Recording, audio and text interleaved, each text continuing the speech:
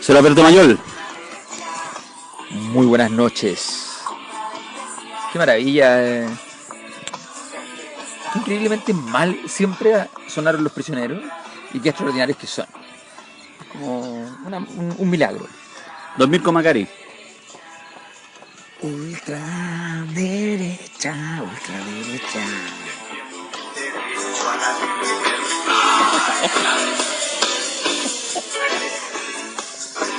Este es un video notable porque esta es la etapa crazy de González. Sí, pues. Ya tenía de todo en el cuerpo. Cuando es como una etapa de... Además todos salen en el gobierno del Lago. Claro, en su gobierno. Claro, que Él había apoyado al Lago. Claro, que además el Lago es el real padre de esta constitución que todos quieren cambiar ahora. Sí. Mal agradecido.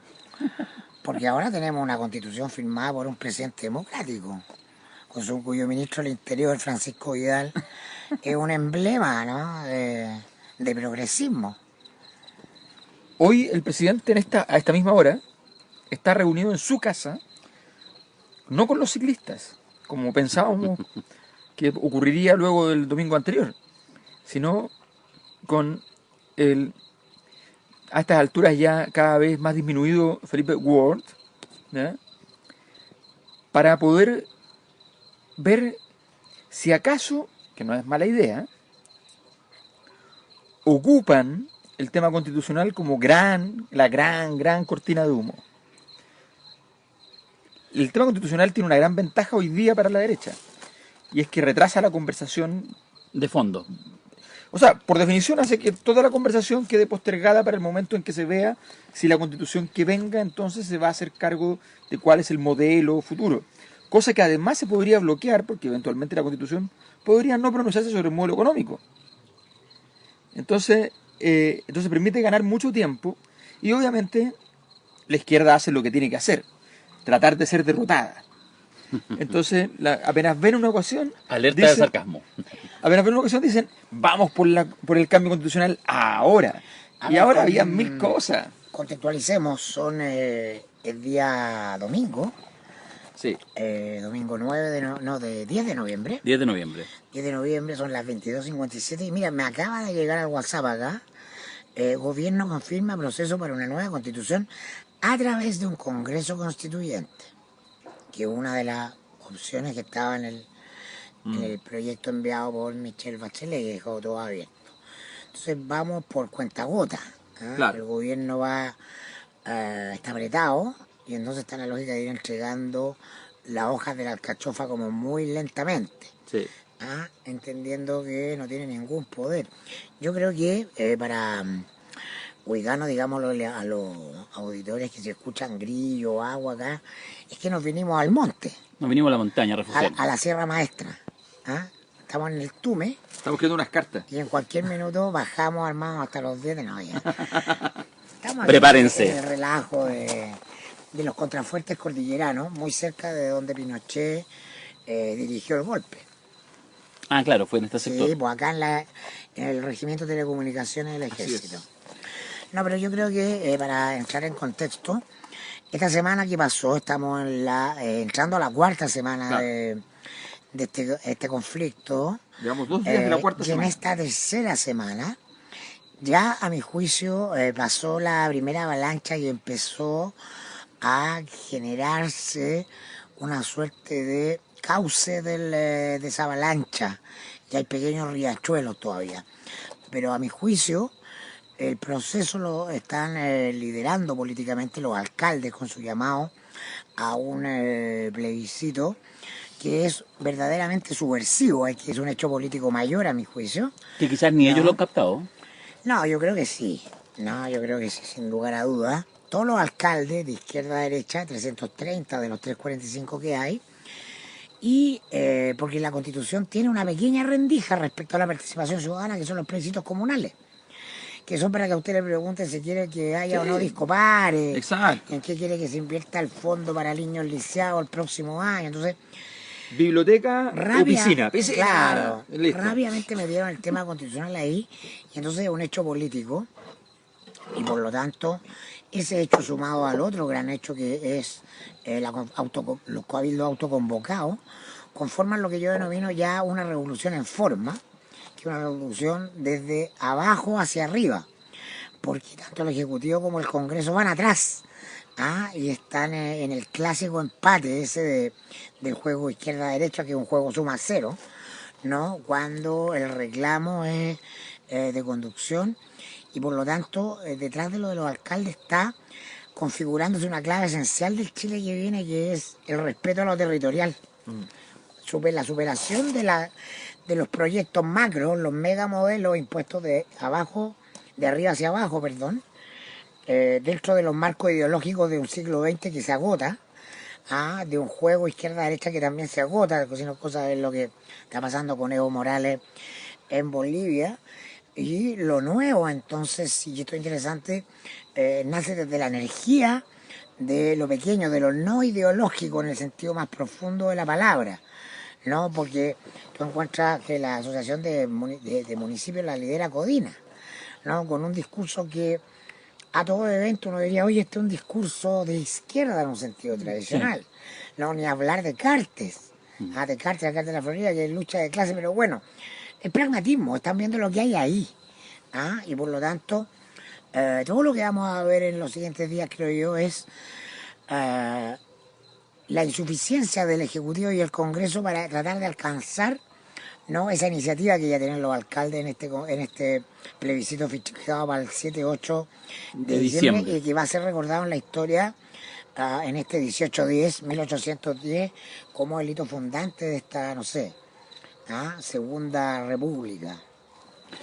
Solo si quienes nos escuchan ya llegaron hasta el minuto 7 en que vamos, comentarles, va a ser la presentación, que estamos en el 5º, 6º capítulo, ya no me acuerdo, de La Cosa Nostra, que estamos con Alberto Mayol y con Mirko Macari, y que ha habido harta insumo, harta pregunta, harta consulta, harta también felicitaciones y buenas ondas, digamos, en donde se comparte este espacio, en YouTube, en fin, bueno, en Spotify no se puede escribir, en el Twitter que tenemos, etcétera.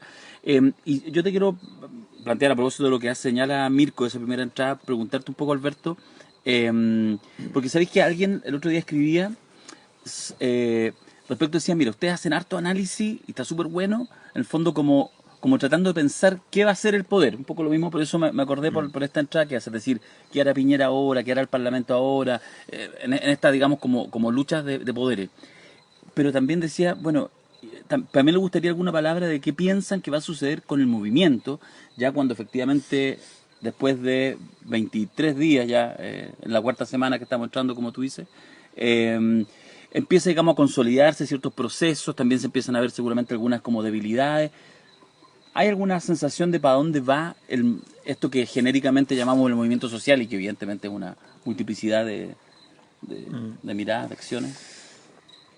A ver, yo creo que una particularidad de este fenómeno es que no es evidente que la categoría teórica que uno debería convocar es la de movimiento social, y no obstante no es un movimiento social. O sea, esto literalmente fue un estallido. En 24 horas se transforma una no crisis, porque para que seamos bien claros, o sea, lo que estaba pasando en el metro no era una crisis.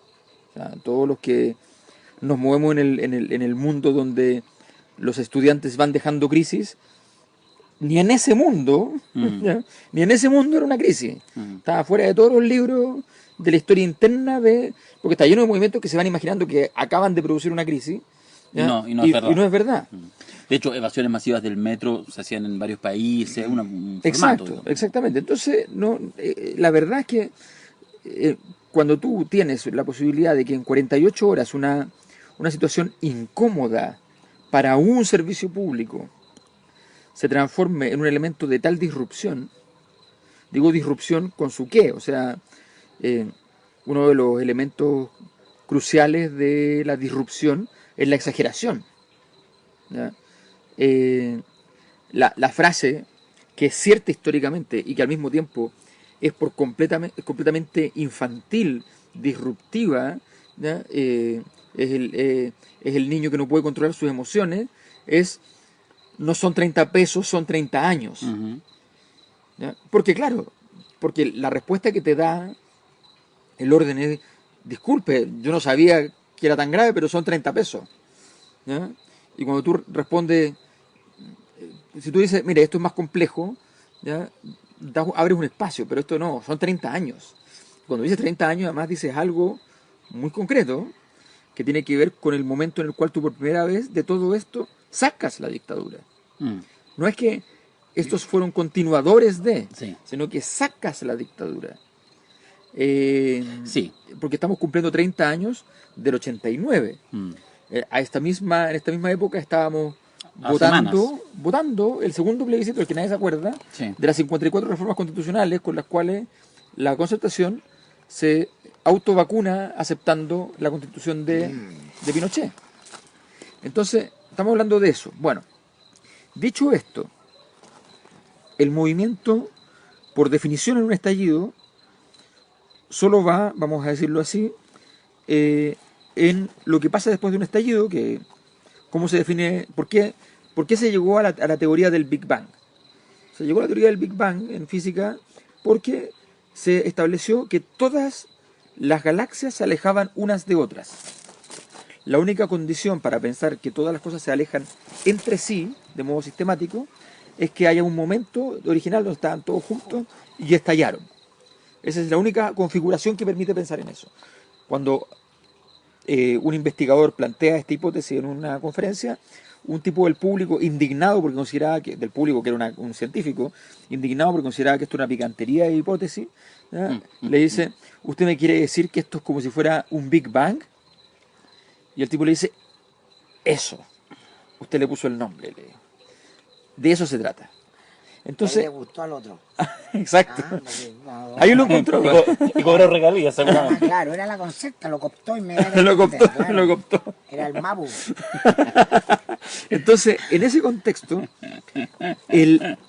la razón por la cual el otro día hablábamos, por ejemplo, del exceso, entre comillas, de semantizaciones que tiene el movimiento en las murallas, es la señal de que efectivamente todavía el espacio de hacia dónde se dirige está en disputa. Mirko decía un camino que es posible, que es el camino de que, dado que no va a haber probablemente una respuesta institucional grande, dado que no va a haber una capacidad de gestionar respuestas, no digo institucionales muy sólidas, pero al menos respuestas de gestión económica, de alto impacto para efectos sociales, dado todo eso, entonces uno de los caminos podría ser que se lleven para la casa los territoriales. Ahora, los territoriales son lo más parecido al caos. Son 300 y tantas realidades distintas que se van aliando según el momento. Bueno, teoría sistema. Claro, claro, pero esa complejidad rompe toda la estructura Del Estado unitario. del Estado unitario Por cierto, y despedaza las formas de hacer política y por tanto choca con un conjunto de actores que igual, y aquí hay una cosa que es muy y simple, despedaza a todos los partidos. pero además deja, si aquí hay un gran problema, que la única herramienta para las crisis que tiene nuestro modelo político, histórico, no solamente el de esta constitución, es qué va a ser el presidente. Sí. Y tienes puesto a alguien en la moneda, ¿ya? Que es un disruptivo. Es un disruptivo en tanto él es un innovador en el mejor y peor sentido posible, pero al mismo tiempo es un disruptivo porque sencillamente no entiende el orden, no le importa el orden. El orden es un insumo que él ocupa para poder ganar. Y un tipo que juega así el partido no tiene Dios ni ley y por tanto no puede respetar el orden. Entonces, frente a eso, tenemos un escenario de mucha complejidad que se suma, y yo creo que ahí esto se complica todavía más, al hecho de que todas estas variables políticas hay que sumarles que de aquí para adelante hay que operarse un año y la pregunta es de qué tamaño va a ser la crisis económica que va a estar asociada a esto y cuál va a ser el costo político que cada tipo de fuerza política va a ir pagando derivado de este hecho.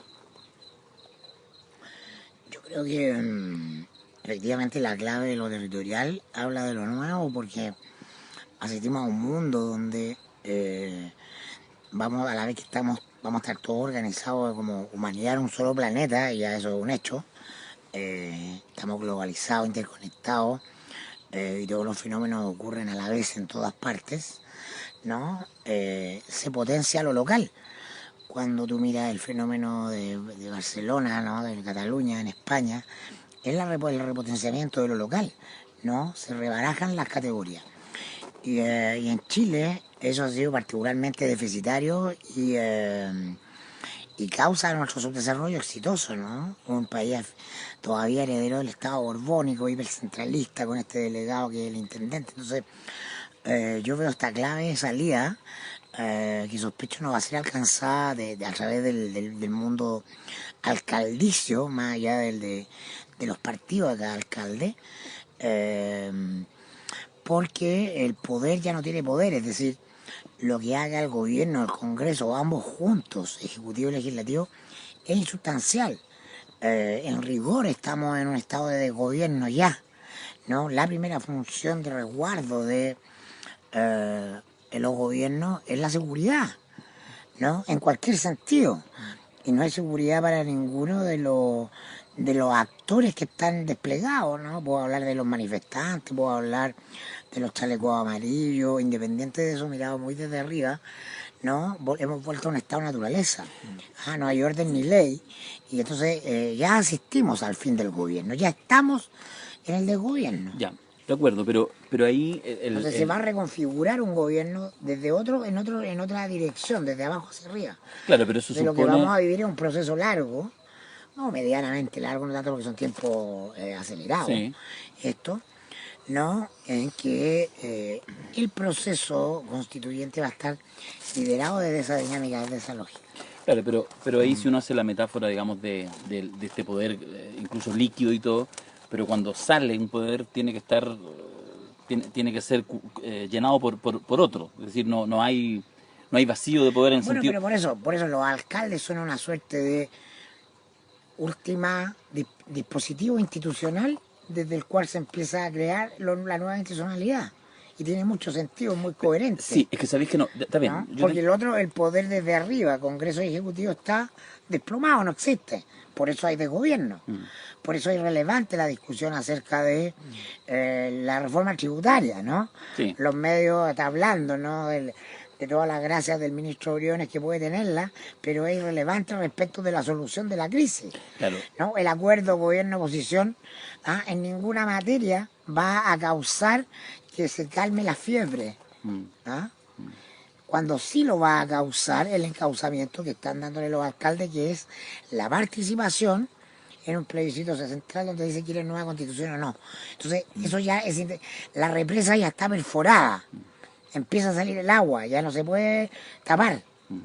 De acuerdo, pero eso es un encauzamiento que es importante en este minuto y que efectivamente marca algo, la caída de alguna manera, lo que tú dices, un poco la caída ya de hecho del gobierno central como capacidad de conducción del proceso, pero justamente eso hace que se abra aún más, porque los alcaldes no son un solo ente, son distintas particularidades, y eso también va a ir chocando o va a ir siendo parte de los cabildos que están construyendo, otros tipos de organizaciones, etcétera. Pero ¿sabéis qué? Mi duda ahí... Es coherente con un fenómeno que venimos observando en la política tradicional desde hace al menos 8 años, que es la fragmentación. Ya, es que esa... La que está instalada al interior de los partidos, de los grupos. Entonces, eso los ha vaciado de poder, porque la esencia de su dispositivo es vertical. Y al fragmentarse no pueden ejercer ese poder. Entonces, sí, y vamos a ver más fragmentación. Entonces, la asociación de alcaldes, ¿no? Naturalmente es fragmentaria, ¿no? Porque los territorios son todos distintos unos de otros. Claro, pero justamente yo voy, porque finalmente en este minuto estamos todos todavía arriba de la ola, y eso yo creo que le queda. Pero en este proceso también, o en esta fragmentación, no en un proceso, en esta fragmentación de hecho que ya existe, el tema es cuando vaya pasando la ola y cuando haya que ir solidificando demandas específicas, priorizando qué entendemos cada uno de nosotros por lo que ha cambiado. Es decir, yo lo conversaba con un amigo hace un par de días. Yo lo enfoco así, uno le pusiera por el frente todas las imágenes dantescas, y el empresario coludido, el político corrupto, el Paco que reprime, no sé qué, en realidad el peor de todos era el político, por lo menos en este caso particular. Eso quiere decir, es un tema complejo, porque efectivamente en qué minuto tú retomas y finalmente no son otros poderes que pueden estar escondidos en la ultraderecha, esperando su momento, que finalmente sean capaces de conducir en la práctica, más allá de la motivación de las personas, en que esto cambie para seguir igual. Es que, ¿sabes lo que pasa? Es que, por eso lo que... Esa es la desesperanza aprendida a la izquierda. Es probable. Porque afortunadamente este proceso lo conduce una generación que está mucho menos contaminada de la Guerra Fría y de esas categorías ideológicas, para la cual todo lo que está encima de la mesa es un sentido común. Es decir, una relación de respeto horizontal, donde cada uno en autonomía decide lo mejor para sí mismo, donde hay unas maneras de dignidad. Bueno, esta es una revolución política profundamente liberal y comunitaria a la vez. O sea, es un agregado de los aprendizajes humanos que hasta el minuto llevamos hechos. ¿Y tú no ves visos de autoritarismo también, incluso en esas dinámicas bueno, chicas? En lo políticamente correcto siempre lo va a haber, pues si esto es de seres humanos el asunto. No, y Lo además, que quiero decir es que esta es una revolución, estamos en una revolución de abajo hacia arriba, que es profundamente política y donde la desigualdad o lo económico-social no es donde está picando, porque si no, con cada anuncio del gobierno debería haberse calmado el asunto, o debería haber bajado la intensidad del asunto. Y por lo tanto, aunque la mayoría de los opinólogos están instalados en el tema de la desigualdad, yo creo que eso es simplemente la punta del iceberg. Pero en rigor, la desigualdad de Chile ha sido incluso mayor en otra época y el sistema de poder ha sido capaz de sostenerla y de manera legítima. Todos han aceptado eso. Entonces, a lo que estamos asistiendo... Eso es lo que ya no sucede más. Pero es a lo político. La desigualdad es como la primera pus que sale en la espinilla, perdón lo poco estético de la metáfora. De la metáfora, ¿no? Pero lo que está por debajo es profundamente político. Es muy 1810, a propósito del 18 del 10, ¿no? Y es que los cabildos que se convoca por la primera junta de gobierno son para que en lealtad con el rey estos territorios, ¿no? Recreten autonomía mientras el rey esté cautivo de Francia. Entonces, lo que viene después es una cuestión impensada para el propósito inicial. Entonces, también está pasando eso acá. Sí, aquí la definición de cualquier categoría tiene efectos multiplicativos. Eso es de hecho, la pega de quienes trabajamos en el mundo académico es que en realidad metemos concepto y tenemos que hacernos cargo de que ese concepto hasta dónde llega, digamos, en el devenir del análisis. Yo tengo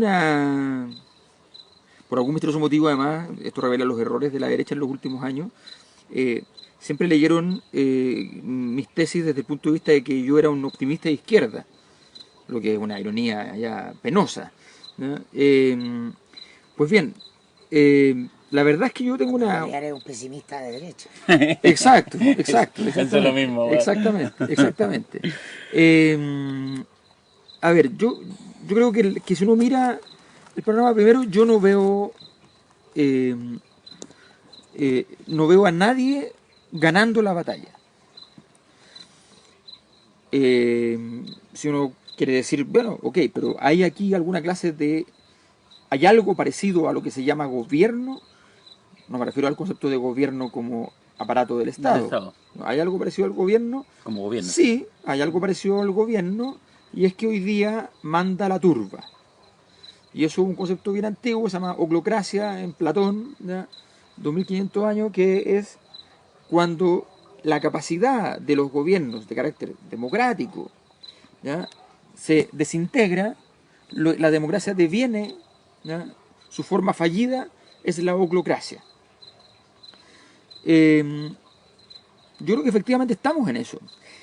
La oportunidad existe, no digo que no exista. Lo que es interesante es que los actores políticos lo que saben hacer es política. Y entonces, cuando yo miro las categorías con las cuales uno puede trabajar y las categorías por donde estalla esta crisis, resulta que hay tres categorías fundamentalmente. Una categoría que tiene que ver con la vida económica, que en rigor tiene que ver con el consumo. Una categoría que tiene que ver con la dimensión política, que fundamentalmente tiene que ver con la capacidad de desarrollo institucional para poder contener la presión de este dique, y una dimensión última que es de carácter moral, que tiene que ver con lo cultural, también lo religioso en el sentido profundo del término, ¿ya? La religiosidad en tanto la dimensión espiritual de cualquier actividad social, ¿ya? Y tiene que ver entonces con el juicio sobre lo bueno y lo malo que inspira el mundo en que yo vivo. Pues bien, en ese contexto, la dimensión que tiene menos capacidad de poder intervenir de manera clara, rotunda, contundente, es la dimensión política. Es la dimensión que tiene menos agua en la piscina, porque no hay ningún deseo humano sobre ello.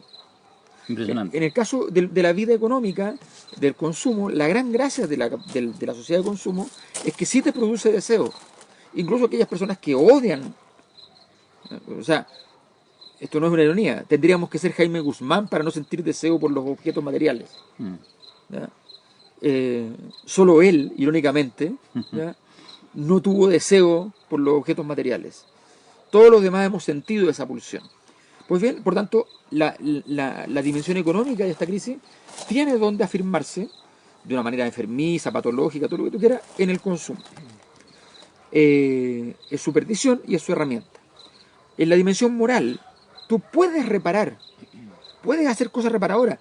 Son muy caras, son muy difíciles, son todo lo que ustedes quieran. Ya, a ver, oye, reunión colusiva, reunión colusiva. Metamos preso a Ponce, ¿ya? Expropiémosle el porcentaje de SQM y metémoselo al fondo de pensiones, ¿ya? O sea, hagamos algo que repare el daño, que la gente diga, ah, aquí tenemos una cabeza sangrante que representa todo lo que pasó. Un gran rito, que no funcionaría en este caso, pero no importa, el gran rito de disculpa general, el rito japonés, ¿ya? Antiguo y aceptado, de cómo se pide disculpas, ¿ya? O más, un suicidio masivo de miembros de la élite como demostración, digamos, de la culpa, ¿ya? Pero tú hiciste muy japonés. Todo eso son herramientas, ¿ya? Herramientas difíciles de usar, todo lo que tú quieras. La pregunta que yo me hago es, ¿qué herramienta tiene la política hoy día? Entonces surge como gran cosa, porque Mirko dice, claro, aquí hay un tema de que volvimos al estado de naturaleza. Sí, y volvimos al estado de naturaleza en todas las concepciones del pacto social. O sea, no se salva ni una. Por lo tanto viene un nuevo pacto. Pero, es inevitable. Claro, pero primero tenemos, o sea, pero eso es bien importante porque la gente, ¿qué es lo que lee? No es, por lo tanto, viene un nuevo pacto, sino que se imaginan que inmediatamente deriva de la ausencia de un pacto la existencia de otro pacto. Y eso no es así. Porque en el tránsito entre un pacto y otro, ¿ya? Para decirlo como Alexander Herzen, ¿ya? Está Robespierre. Está una eternidad de caos y desolación, ¿ya? Y esa eternidad es un estado de naturaleza donde no está la solución jovesiana, que no está, porque están los militares ahí, pero ya no funcionan. Ya no funcionan. Sí. Fueron destruidos por la misma máquina política que supuestamente tenía que ocuparlos. O sea, Sebastián Piñera el día que los usó, los destruyó. Ni tampoco está Rousseau. Ni tampoco está Rousseau, ni siquiera está loco, ¿ya? Porque la propiedad privada, digamos, está pasando por unos días dolorosos. Sí. Entonces, esto efectivamente se jodió, ¿ya? Y además, una cosa, tenemos una respuesta para los problemas vargallosísticos. ¿Cuándo se jodió Chile? Bueno, el 18 de octubre de 2019, ¿ya? Eso que llamamos Chile, ¿ya? De lo cual Vargas Llosa escribe, ¿ya? Eso se jodió. Y lo que tenemos de aquí para adelante entonces es buscar con qué herramientas vamos a resolverlo, y la mayor parte del sistema político dice, vamos por la política. Y no hay agua en la piscina, no hay nada que pueda permitir mover un segundo. Yo creo que la política tenía una oportunidad, que era intervenir sobre los temas de carácter económico. Resolver en parte, dar una señal de que la política es capaz de resolver los temas económicos, sociales, me refiero. Y esa capacidad tenía que ver con un momento, con una solución en el límite del autoritario, pero al mismo tiempo del autoritario benevolente. ¿Ya? O sea, era el momento para los grandes jeques árabes, era el momento para el sultán de Brunei, ¿ya? Que dijera, es el momento del maná para el pueblo. Y eso tenía que hacerse rápido, en un par de días, dando la señal de que estamos todos de acuerdo en que esto hay que resolverlo, y no se ha dado y no se va a dar. Y era absolutamente ineficaz. Y lo que se ha hecho, ¿no? Y lo que se ha hecho es destruir la posibilidad de que un anuncio de esa envergadura, ¿ya? Como es un amigo para decirlo en 3 palabras, ¿ya? No hay posibilidad de levantar una solución hoy día, porque con las balas que disparaste destruiste la misma posibilidad de hacerlo. Ahora, para entrar a la coyuntura, el gobierno, más bien dicho, no sé si hay un gobierno, Piñera. Un pequeño, su pequeño círculo de la moneda, ¿no? Van tratando de retrasar las jugadas, a propósito, creo yo, porque hay un espíritu de conservar todavía que tiene que ver, yo sospecho, con el ascendiente de la roulette sobre Piñera. ¿Ah? Es decir, si tú observas las respuestas más furiosas contra el proceso constituyente, en la derecha son de la gente de Libertad y Desarrollo, ¿no? Sí. Cuyo ideólogo, cabeza y líderes, Cristian Laroulet. Y es ahí donde se ha hecho el énfasis en no entrar a la cuestión constitucional, porque obviamente que ahí se disputa el poder, y entrarse a la discusión de lo económico-social. Para evitar la discusión constitucional sobre el poder, sobre la política, hablemos de cuánta plata hay que poner sobre la mesa. ¿Ah? Y eso es lo que fue desbordado. Entonces, tú lo ves, por cierto, en la propia jugada del presidente, detrás de la cual está la roulette, que es lo único que le va quedando, y de otros actores de Libertad y Desarrollo, ¿no? ¿Ah? Son ellos los más duros, porque ya Evópoli, por ejemplo, RN, ya entraron a la discusión constitucional. Entonces, cuando hoy día el gobierno hace esta propuesta de Congreso Constituyente, ya está despejado el qué, la gran discusión que viene en la Constitución, sino que ahora el gobierno da la pelea en el cómo. Claro. Pero no se pelea, los alcaldes probablemente llevan la delantera, porque el cómo lo va a definir, se va a definir a partir del 6 y 7. Sí. ¿Ah? Con un acto soberano en que la gente refrenda eso. Al bajar a la gente a preguntarle, ¿tú quieres nueva constitución o no? Dejas fuera de juego la opción de que el propio Congreso discuta si se va a hacer dentro de él el cambio. Y el Congreso está empatado, porque ya sabemos lo que pasa, eso lo venimos viendo en todos los temas relevantes de Chile en los últimos 10 años. En el Congreso hay fuerzas que se anulan. Esa es la realidad, ¿no? Entonces, sí. No, digo, salvo que efectivamente no haya participación en el proceso convocado por los alcaldes, que sea un rotundo fracaso, así como en términos... Porque además siempre aquí viene la cuenta cuantitativa, que es una de las razones por las cuales quienes se movilizan uno no suelta a la calle, porque ahí tení... O sea, yo creo que hay demasiada energía como para que sea un fracaso eso, o sea, cosa de haber ido a algún cabildo. Sí. No, los cabildos autoconvocados van a la par del proceso constituyente de los alcaldes, ¿no? Los alcaldes lo hacen porque se dan cuenta que ya la gente está por sí misma juntándose y debatiendo, y ese es el gran fenómeno de esta época. Yo pongo a los alcaldes como un intermediario institucional, el único que queda, pero que hacen esto porque se dan cuenta que o hacen eso o también quedan fuera. ¿ah? Ya no hay espacio, ya el poder volvió a los soviets, para ponerlo en un lenguaje histórico. Eso es lo que pasó. ¿Y tú tenías alguna... Esta pregunta es callampa, lo reconozco, que es como la pregunta así como, ¿cómo crees que va a salir el partido el domingo? Pero a propósito de que entramos ya mañana lunes... ¿Quién va a ganar la próxima elección? Esas típicas preguntas No, no, irrelevantes. no, no. Esa, no, ¿Y cómo queda Beatriz Sánchez? ¿Cuál elección? Para? No, ¿Cuál elección? ¿cuál elección? No, esa Por favor, no, claro. esta está en un escalón un poquito más arriba.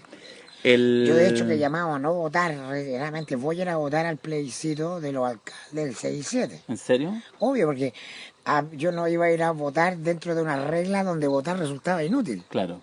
No, la pregunta que yo te hago es, esta cosa un poco juguetona, porque a propósito del tema este de cabildo, participación y la calle, la protesta, sí, ¿no? La protesta, lo que convoca en general, cada vez menos, pero todavía con intensidad los canales a partir de las 4 o 5 de la tarde a estar transmitiendo más o menos en directo, ir de aquí para allá, del Costanera a la Plaza Italia y de la Plaza Italia no sé dónde. ¿Cómo veis tu análisis? ¿Cómo olfateáis la energía que va a pasar en las próximas semanas con eso, en los próximos días a mantener? Hay un paro fijado ahora para este lunes. En fin, ¿se va a ir como debilitando, va a ir desapareciendo, se va a ir radicalizando? ¿Cómo tienen una mirada al respecto, no? O sea, yo creo que ya efectivamente estoy con Alberto, no, esto no es un movimiento, hay manifestaciones que son una expresión de subjetividades, de emociones contenidas. ¿Ah? El caos, la fuerza, la violencia con la que estallan, desde incluso desde el punto de vista psicoanalítico, este hecho de que esté todo Chile rayado, ¿no? Te habla, todos lo saben, en el psicoanálisis, al escribir algo tú lo exorcizas de alguna manera, ¿no? Tiene el poder de la palabra escrita, ¿no? Y de verte reflejado en eso, no sé. Hay un proceso catártico que obviamente va a continuar, pero lo interesante es que, y eso por eso es lo que quería afirmar como punto, ya hay un hecho político de conducción de esa catarsis, ya no es la pura catarsis. Hasta la tercera semana vimos solo catarsis, no había nada. Esta tercera semana hay ya un cauce de esa catarsis que es este plebiscito. Y eso es muy interesante por las características. Los llamados a paro son los sectores también de la izquierda organizada y los recursos de esa izquierda que no se quiere quedar fuera porque está fuera esta fiesta. No fueron invitados, pero quieren llegar por lo menos a tomarse el concho el copete, po. Pero la idea de un paro y de tener voceros del paro, esto es completamente contrario a lo que se viene dando, ¿no? Que es espontáneo y que ha sido que la gente se encuentra y se reconoce sin intermediarios. Bueno, de hecho el otro día veía Van a morir los sindicatos, van a morir los partidos, van a morir todos los mediadores porque la gente ya necesita que la representen. En la era digital se representa a sí misma. No deja de ser sintomático, efectivamente, para el paro que se convoca ahora, sale Mario Aguilar, del Colegio Profe, en fin, algunos dirigentes, por supuesto yo creo que tienen bastante respeto, ¿no? Pero nadie está contra él. los líderes en realidad más potentes, las imágenes más potentes, que finalmente son las que capturan más atención, es el baile a Pikachu, el perro matapaco, el Pareman. Se hizo un afiche con todas estas imágenes y de verdad que ahí yo miraba un cambio epocal en términos de, o sea, primero efectivamente estos son los liderazgos. Bueno, y además que, oye, y además, no, pero además es interesante porque no solo hueveo, uno por ejemplo el tema del baile a Pikachu. El baile a Pikachu se hace viral, ¿por qué? Porque efectivamente va primero y se cae, el primer video, y por eso se cae, pero se levanta y sigue bailando. Y a partir de eso se crea un relato, que es un relato, si tú pensáis, profundo. Está anclado no solo en la izquierda, en los sectores que luchan, que es decir, puedes tener una caída y tú te paras y sigues luchando. Pero ahora es en versión mucho más lúdica, porque además es mucho más integrada, porque efectivamente es más concreto y menos terrible, digamos, morir de un balazo y dice, no, es mejor caerse en la calle y seguir bailando. Es muy notable también lo de las banderas mapuche, como el gran símbolo. No hay banderas de los partidos de izquierda, no hay banderas de partidos políticos en general, pero hay banderas mapuche porque todo lo que viene implica reconectar con tus orígenes. Entonces lo mapuche había sido borrado de la narrativa del éxito, ¿no? Era mucho más allá de la dictadura militar, mucho antes, en lo profundo, ¿no? y emerge ahora como la posibilidad de, después de esta catarsis, esta borrachera triste por la violencia que en una cara manifiesta, es también la posibilidad de sacar todo para reconstruir a partir de lo que verdaderamente somos. Somos un país joven, todos los países latinoamericanos son jóvenes, muy jóvenes. Entonces estamos en esa adolescencia donde estamos en búsqueda de identidad. También hay algo de ciclo natural ahí razonable. Y ahora estamos creciendo y estamos encontrándonos con quién éramos, ¿ah? Descubrimos que éramos mestizos, todos. Y se está revalorando y resignificando. Hace un tiempo ya que los millennials vienen revalorizando los mapuches, ¿no? Eso también es parte de lo epocal, del cambio cultural, de este proceso que ha venido por debajo, ¿ah? Que es soterrado.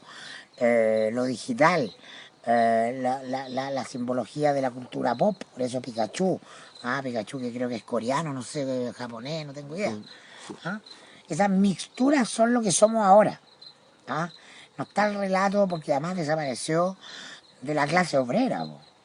¿Ah? Sí, son nietos de esa clase obrera antigua, pero hoy día son clases medias precarizadas. Sí, respecto a eso, una de las grandes preguntas de cómo se va sistematizando todo esto tiene que ver, a mi juicio, con plantearse esa problemática. O sea, el desenvolvimiento de una cuestión, a ver, gran parte de los temas que aparecen en todo esto tienen que ver con, efectivamente, con la cuestión que teóricamente llamamos la cuestión de las clases, ¿no? Las clases sociales.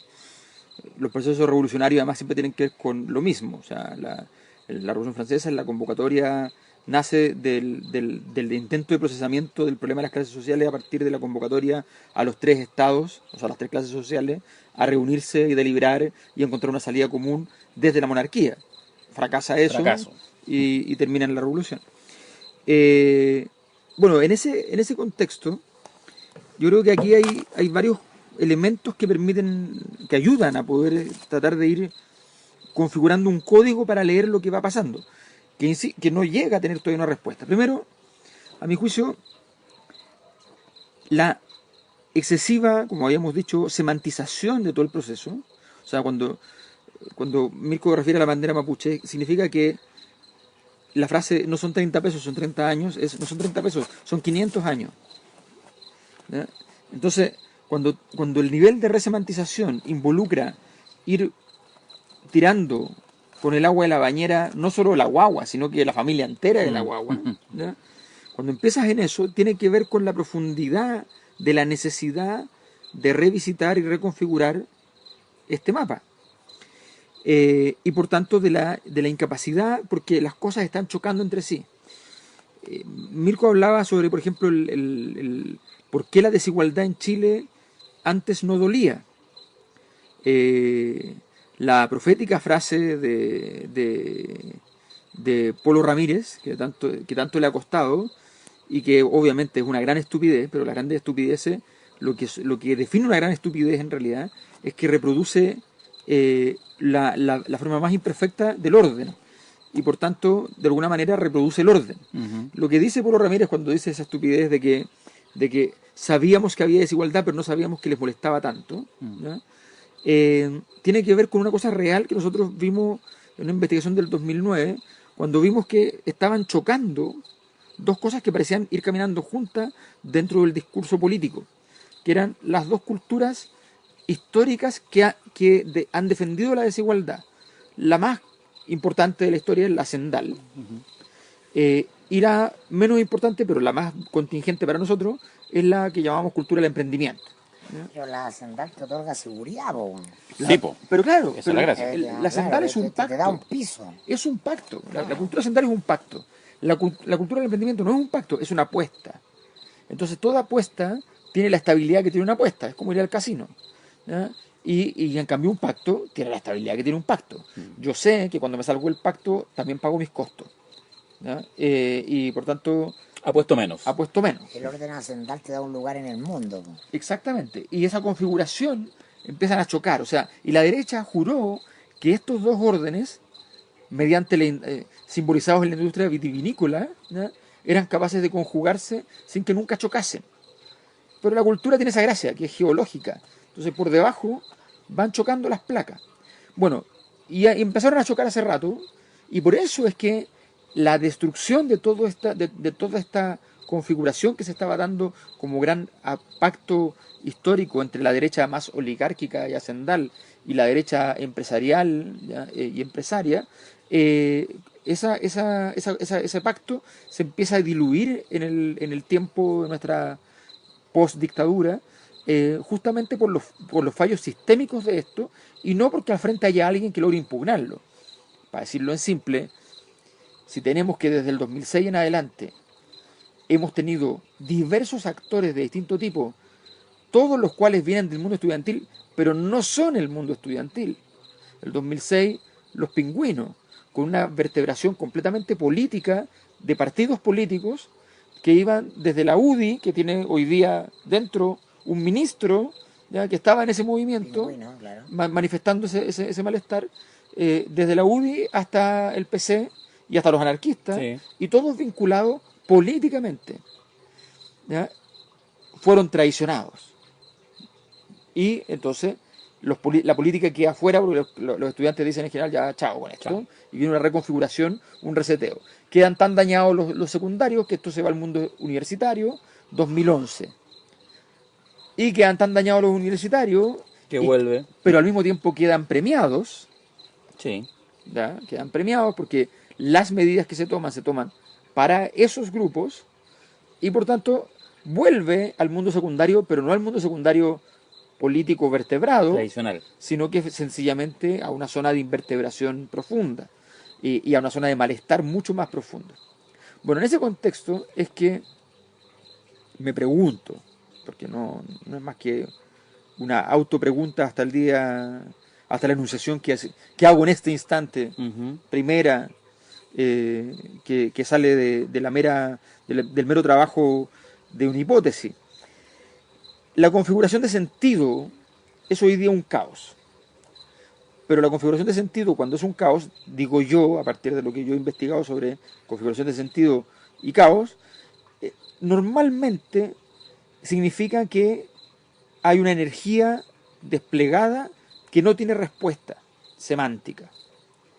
Hay una energía que está buscando por dónde se canaliza. Estoy reificando, como si la energía pudiera pensar en eso. Sí. ¿No? Es una hegelianidad. Pero mira, ¿qué es lo que pasa después de esto? Lo que, a mi juicio, es que aquí hay una búsqueda que tiene que ver con configurar una posición en la sociedad de una serie de personas dañadas por un orden social, que es una posición que es incomprensible de acuerdo a las categorías existentes históricamente y por lo tanto requiere una nueva configuración. Pero sin embargo esa nueva configuración sí ha sido mencionada desde el 2011, no de Chile, sino que del mundo, en adelante, como el movimiento del 99%. O sea, la problemática es que la desigualdad ya no es una cuestión estructural relacionada con determinadas castas, Capas. clases, capas sociales. El problema Son los súper ricos. es que aquí tenemos una relación, y yo voy más allá de los súper ricos. Están los súper ricos, pero los súper ricos, ¿qué es lo que representan? La zona, Yo me quedo con las súper ricas. los súper ricos representan la zona en la que se van reciclando en forma de nombre propio las dinámicas del mundo financiero global. Y ese mundo donde está la realidad, y aquí recurro a una versión pervertida de marxismo, pero no puedo hacer un uso distinto porque el mundo se ha pervertido respecto a esto, ¿ya? La vida material que nosotros vivimos ya no es la vida material del trabajo. En parte es un poco es la del consumo, Ujú. pero fundamentalmente dependemos para todo esto, para el trabajo y para el consumo, de la vida secreta, ajena, abstracta del mundo financiero. Por tanto, de alguna manera, parecemos estar todos tratando de configurar el sentido común, la autorrepresentación, la identidad de eso que llamamos estadísticamente el 99%, pero que no sabemos qué es. Y que significa que tendría que ocurrir que el obrero, el gaffiter, la persona que está completamente abandonada por la vida social en los márgenes, todos ellos están asociados a los profesores, están asociados a los mineros, bien pagados, y a los mal pagados, están asociados a parte importante de las élites políticas, que están en el 99%, están asociados a algún nivel de ejecutivo. Ahora, eso supone una conciencia en sí. O sea, entonces es un caos en sí mismo. Sí. Y esa representación entonces se Wow. hace tan difícil que finalmente lo único que te queda en el fondo es la mera impugnación y la imposibilidad de vertebrar más allá del no más tal cosa, el sí tal cosa. Es una pregunta problemática. O sea, en construcción Sí, por supuesto. heavy. Quiero aportar algo. Ya, yo también quería aportar Sí. algo. No, pero muy en la microfísica de la conflicto chileno. El gobierno va atrás, obviamente, porque está desgastado el poder y todas esas cosas teóricas que hemos hablado, pero también porque la figura presidencial está instalada, Sebastián Piñera está instalado en la tesis de que esto es un ataque. Sí. Entonces el empeño tiene que ver con, ya hay esfuerzos ya de la moneda muy acuciosos por encontrar todas las Pruebas. hebras, las pruebas. Y entonces sospecha Piñera y la moneda que en el momento en que se tengan esas pruebas, se dará un vuelco irreversible para demostrar que ha sido víctima de una conspiración. Y eso va a dar vuelta a la cosa. Por cierto, entendemos que eso es un desvarío. En función de lo que ha pasado, ya que tiene mucho más es mucho más grande que él. Y entonces por eso es muy probable que sigamos viendo cómo el Ejecutivo hipoteca sus posibilidades de liderar el proceso de transformación, ¿no? En desmedro de esa pequeña lógica de derrota-victoria, ¿no? Sí. Que es la que está mostrando fuerte Piñera. Lo demuestro, finalmente. Claro, estoy esperando, espérense nomás. Sí. Porque cuando yo tenga esto, ya hubo un primer cuetazo feo, que fue esta operación que hicieron a través de la Tercera, ¿no? De publicar supuestos datos de inteligencia Cubanos que y había venezolanos. cubanos y venezolanos, obviamente, ¿no? Ambos juntos. Y bueno, salió muy para atrás la Tercera con eso, porque eso probablemente se publicó por el exceso de presión de vender como certeza, ¿no? Eso consta, está muy fuerte sobre los medios. El off de las fuentes, ¿no? Alta fuente de la moneda señalando que sí, que está en convicción, están seguros, salió- para que los medios publiquen, pero ya fue un cuetazo. Sí. Y salió el sindicato a defender al periodista. Y si Sí, tú me no, ya da preguntas, lo mismo, eso es que el periodista se haga cargo también. ya da lo mismo. La culpa no siempre la tienen los El patrones. punto es lo importante. No, sí. Obvio, ¿no? Si no necesariamente es bueno y malo, los medios siempre quieren tener exclusivas las cosas, pero el interés de la moneda es, entonces vamos a ver muy probablemente más guateo en función de descubrir esa bala de plata, ¿no? Que Piñera cree que tiene para dar vueltas a las cosas, porque además está muy en su lógica de repente ganarlo todo. En su lógica de mexicana. inversor, claro. La mexicana. Me las llevo todas, claro, Sí. rápido. Lo que pasa en las acciones de vez en cuando. Claro, po. Claro, Sí. yo creo que, bueno, ahí Mirko da un punto que yo creo que es súper relevante de poner sobre la mesa. Lo primero es que la derecha, el gobierno está reaccionando de una manera que tiene un pequeño fundamento. Busca dar lo que yo llamo soluciones tribales a problemas complejos. O sea, la respuesta de todo esto es, hay un pequeño grupo que organizó todo esto. La evidencia hasta el momento no solo no existe, sino que es patéticamente contraria. O sea, los dos detenidos, para que nos pongamos en línea, digamos, hay, salvo que hay una operación de inteligencia fenomenal detrás, ¿ya? Pero hay dos detenidos reales, materiales. Un profesor universitario de la Universidad del Desarrollo, o sea, la universidad, si tuviese sido un profesor del ARCI, habría sido noticia. Un profesor de matemática, ¿ya? Que le pega a... Unas patadas a los... No, ni siquiera alcanza a darle patada. Le pega con una carpeta, ¿ya? Si no, él no lo rompe, se llama, él fracasa en su esfuerzo, ¿ya? De destrucción masiva y sencillamente hace unos esfuerzos anodinos por golpear el torniquete del metro no lo rompe, pero sí es identificable. Y la otra persona en estado de detención es un barrista de la Garra Blanca. Sí. De una facción de la Garra Blanca. De una facción. Fue convocado por esa facción a cometer la fechoría esa noche como... Exactamente. Lo que establecería... Que nos recuerda, para poner las cosas en su lugar, ese ya momento primigenio de la década de los 90 en que los de abajo se fueron en el metrotren a Rancagua. Sí, claro. Y lo hicieron bolsa. Año 92. Para que alguien diga, oye, pero esto es nuevo. No, Esto claro. estaba hace mucho rato, O sea, por favor, y por ¿no? definición, las barras cuando están en carrera, cuando está obvio, hay que dejar No, la conga nomás. Y además, pero además una cosa súper importante, que es o sea, Ahora, de perdona, ahí... perdona. Pero estos hooligans sí que son hooligans. O sea, los ingleses que harán como niños de mecho. Sí, esto lo lograron. Esto, claro, en la Convención Internacional de Hooligans van a llegar con un PowerPoint a decir, miren cómo quemamos el metro. ¿Ah? No. Háganse esa. Sí. No, La pero Internacional de Guerreros y Barristas. es que yo creo que este antecedente es muy importante porque la única esperanza, ¿ya?, de que tiene la derecha hoy día es encontrar una hebra que permita echarle la culpa de todo a una causa policial original. ¿Ya? Esta realidad no existe. Esto no es la desigualdad. Esto no es el malestar social. Lo que hay detrás es otra cosa. Entonces, Aunque lo encontraran y aunque fuera cierto. es que bueno, pero lo interesante es que no, porque si lo encontrasen, para la derecha, no nos olvidemos una cosa, mira, que esto es una cosa que le cuesta mucho a la gente de izquierda comprender, Darío. ¿Ya? Mira, la derecha extrema y la izquierda extrema, no me refiero a extremos así en el sentido de las cosas graves, sino que efectivamente la gente que está Más en posiciones marcadas. Sí. ¿Ya? Los dos grupos tienen trastornos de realidad muy profundo, Sí. muy profundo. ¿Ya? Ven venir el asalto al Palacio de Invierno unos y otros, ¿ya?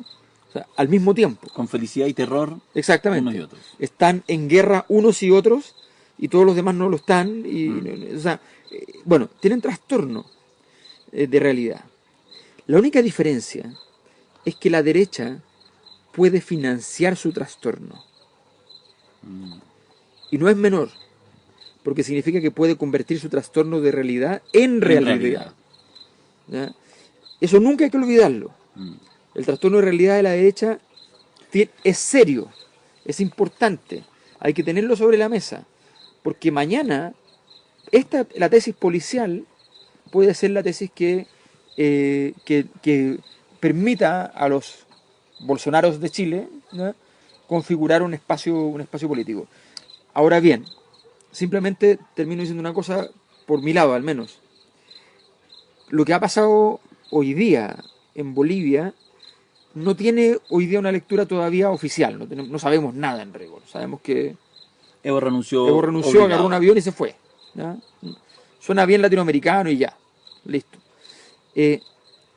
La pregunta, porque no daba más que para una hipótesis, es: ¿será que el escenario latinoamericano, Venezuela, Rusia, China, Chile, Estados Unidos o China, Brasil, ¿ya?, por sí mismo pero con Trump, ¿ya?, ¿será que, ojo, Estados Unidos, que no es Trump, Estados Unidos es una cosa, a veces es Trump y a veces son los grupos contra Trump, que son conservadores también. Bueno, la pregunta es: ¿América Latina hoy día es un escenario relevante de la política internacional, como podría hacer pensar el hecho de tantos avatares en tan poco tiempo que generan tanto impacto? O sea, ¿por qué esta reconfiguración velocísima, en pocos meses, de una derecha ultra triunfante que de pronto se desploma? No para éxito de la izquierda, no imaginemos cosas, porque esto no, simplemente alguien tiene que llenar el vacío, ¿no? Pero un desplome fuerte de las derechas y de los traidores de la izquierda también, y ese desplome fuerte en todo el subcontinente parece estar acompañado de una especie de coro, de un canto donde hay jugadas complejas y difíciles de entender en Naciones Unidas, donde hay jugadas de los chinos, donde hay jugadas de los norteamericanos, y donde en el fondo, y a mí me llama mucho la atención que se precipite la caída de Evo Morales en este ciclo, porque hay que decir una cosa, la caída de Evo Morales no es una caída de los sectores económicos del mundo que dicen queremos meternos en Bolivia, ¿ya? Y tomarnos el sistema para instalar una zona de desarrollo económico en la periferia. Bolivia ya es eso, y el que lo logró fue Evo Morales. O sea, fue Evo Morales que logró lo que nosotros llamaríamos en Chile la modernización de la economía, ¿ya? Y la entrada del capitalismo en serio y no del capitalismo de asalto, ¿ya? A Bolivia. Pues bien, Evo Morales lo sacan del juego, o cae en el juego, como quieran verlo, pero eso es importante definirlo. Y al mismo tiempo estamos hoy día nosotros con un presidente de la República que en su propio trastorno de realidad, ¿ya? Podría también terminar cayendo, sin saber él y sin saber nosotros si acaso detrás de eso hay una geopolítica de por medio que no tiene que ver necesariamente con que alguien puso unos alienígenas que quemaron el metro, sino que tiene que ver con la política en serio. Partimos el capítulo de hoy con la música de los prisioneros con ultraderecha y solo también para cerrar por mi parte, a propósito de lo que hace un rato atrás decía Mirko con el tema de por ejemplo, la emergencia de las banderas mapuche, sí. Y que ha sido efectivamente ya en estos últimos años y ahora fue como la consolidación y quién sabe cómo eso va a marcar para adelante. Pero a propósito justamente de lo que señala Alberto de este golpe, renuncia obligada que ha sucedido hoy con Evo Morales, que una de las primeras imágenes, y yo les comentaba antes de que prendiéramos la grabadora, es que me reportaba un amigo hace algunas horas atrás, antes de que se consolidara que el golpe, que una de las primeras cosas que se estaban haciendo en los cuarteles, en todas partes, alguna gente en las calles, era bajar, destruir, quemar, sacar la huipala, que fue uno de los símbolos y de alguna manera universalizó incluso Evo Morales en estos años como efectivamente el símbolo de esta nueva forma de Estado plurinacional.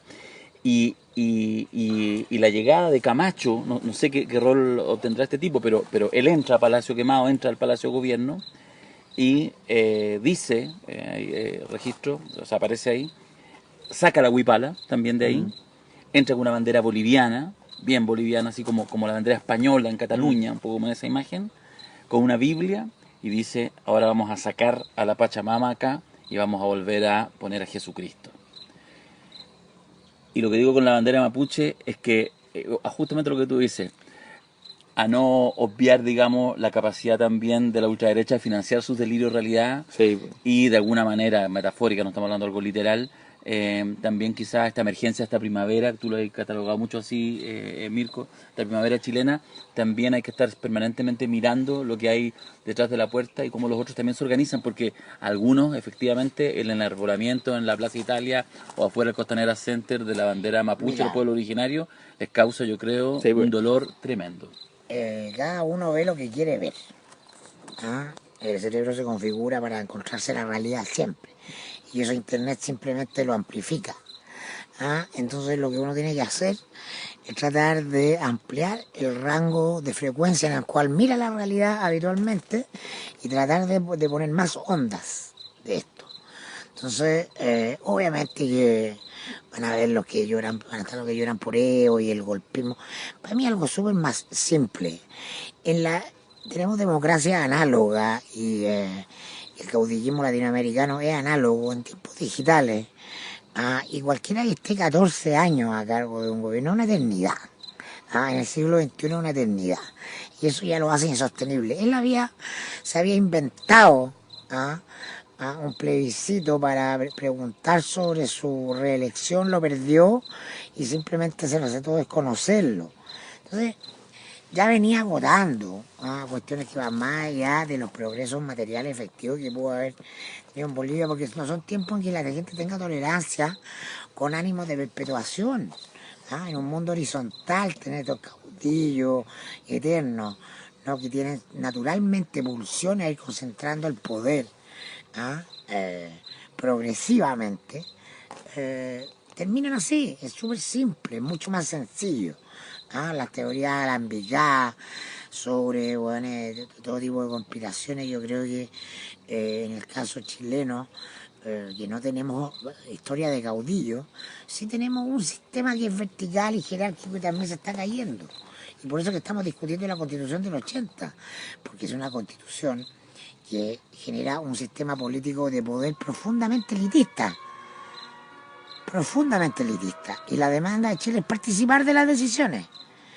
Que la política esté llena de contenidos desde lo local, desde lo que le pasa a cada uno también. Entonces, hemos vivido participación en el consumo y exclusión en la política. Y eso ha sido progresivo. Entonces, se desmoronan, probablemente en todo el mundo lo vamos a ver, porque tiene que ver con, en este mundo globalizado es así, el desplome de todas las instituciones que fueron pensadas para otra época.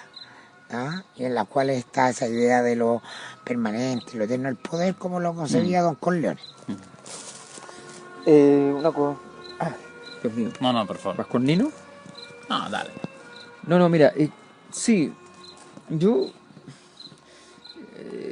Cuando uno tiene mucho donde afirmarse, porque la información es discreta y capaz que siga siendo discreta y punto, no tengamos mucho más. Yo solo sé que el único Dios que ha conocido Bolivia en términos políticos antes de la Pachamama es el dólar. Yo la primera vez que viajé a Bolivia no me revisó Bolivia en el aeropuerto, me revisó Estados Unidos en un día normal, no en tiempos de intervención. Y poco después de aquello fue electo un presidente que no hablaba castellano y que tenía muchas minas en la zona del gas y los minerales metálicos boliviana. Entonces el fin de la Pachamama no es el retorno de la Biblia, ¿no? Es el retorno del dólar. Ahora bien, de que es un golpe.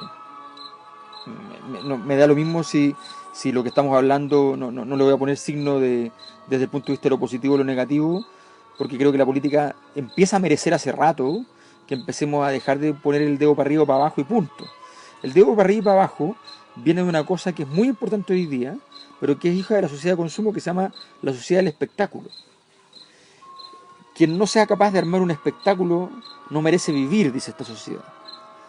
En gran medida, el movimiento que estalla en Chile logra perpetuar su ritualidad posterior del estallido, o incluso durante el estallido, a partir del espectáculo.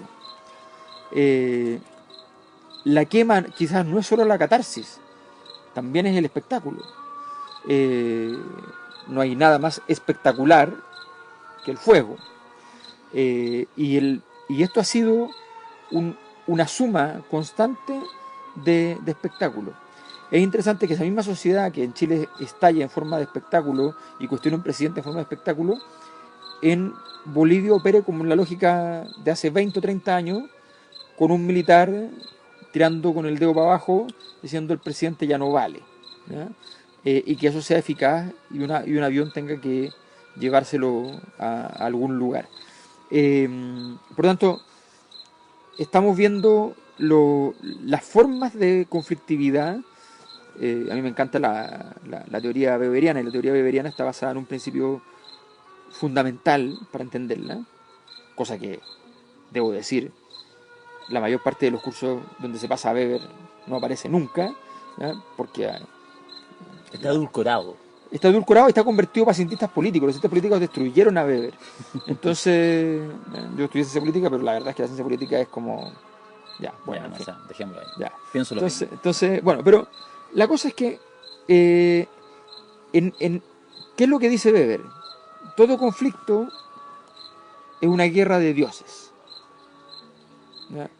O sea, detrás de todo conflicto material, real, lo que hay es la guerra de principios, es la guerra de valores, articulados a la manera de un dios, ¿ya? De un poder, no un valor cualquiera, sino que un valor que tiene algún poder para poder pararse frente al otro y decirle, aquí estoy, vamos a la pelea.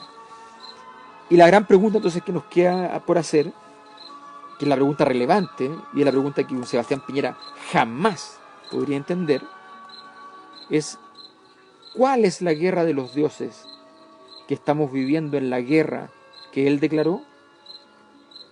Porque si hay una guerra real detrás de la guerra falsa que él declaró, y es la guerra de estos dioses. Pero él no sabe cuál es la guerra en la que está, y por eso busca un culpable policialmente, con inteligencia, que no encontrará. Y si hay una guerra que él no va a encontrar, que es la existente, que es la que tiene que ver con este elemento más profundo y espiritual. Y esa es la guerra que Don Vito siempre entendió. Siempre supo cuáles eran las guerras que estaban en juego. Cuando él dijo no a la droga, dijo, no, ese no es mi Dios.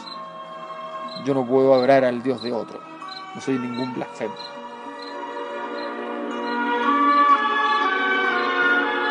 Qué elegancia, qué Nos vemos en el seminario. Ya, nos escuchamos. Sí, sí, pasemos el aviso.